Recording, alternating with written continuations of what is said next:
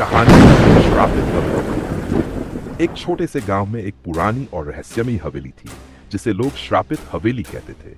इस हवेली के बारे में कहा जाता था कि वहां कभी एक अमीर परिवार रहता था जो एक रात अचानक गायब हो गया।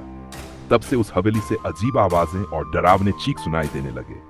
गांव के लोग उस हवेली के पास जाने से भी डरते थे। एक रात 4 दोस्तों का एक समूह रोहन, विक्रम, नेहा और अनुज ने तय किया कि वो उस हवेली को करीब से देखेंगे। ये निर्णय उनकी जिंदगी का सबसे भयानक अनुभव बनने वाला था। जैसे ही उन्होंने हवेली का मुख्य दरवाजा खोला, एक ठंडी हवा का झोंका आया और दरवाजा अपने आप जोर से बंद हो गया। हवेली के अंदर चारों तरफ अंधेरा और सन्नाटा था। पुरानी लकड़ियों की खड़खड़ाहट और किसी घड़ी की धीमी टिक टिक की आवाज माहौल को डरावना बना रही थी। वे एक बड़े ड्राइंग रूम में पहुंचे जहां एक पुराना और धुंधला शीशा दीवार पर टंगा हुआ था।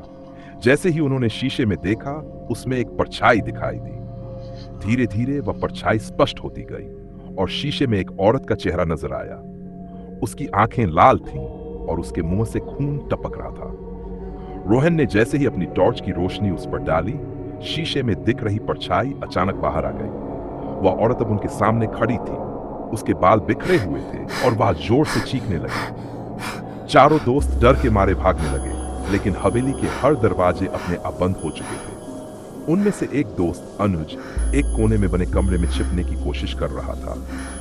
यह कमरा एक पुरानी लाइब्रेरी था, लेकिन कुछ पलों बाद वहां से अनुज की दर्दनाक चीख सुनाई दी और फिर सब कुछ शांत हो गया। अब बचे हुए 3 दोस्त बुरी तरह से डर चुके थे। वे एक दूसरे के पास चुपचाप बैठे हुए। तभी अचानक सीढ़ियों से किसी के चेन खींचने की आवाज आई। हर कदम के साथ आवाज और करीब आ रही थी। सुबह होने पर गांव वालों ने हवेली के दरवाजे पर खून से लिखा एक संदेश देखा। जो इस हवेली में आया वो कभी वापस नहीं गया। तब से कोई भी उस हवेली के आसपास भटकने की हिम्मत नहीं करता। समाप्त।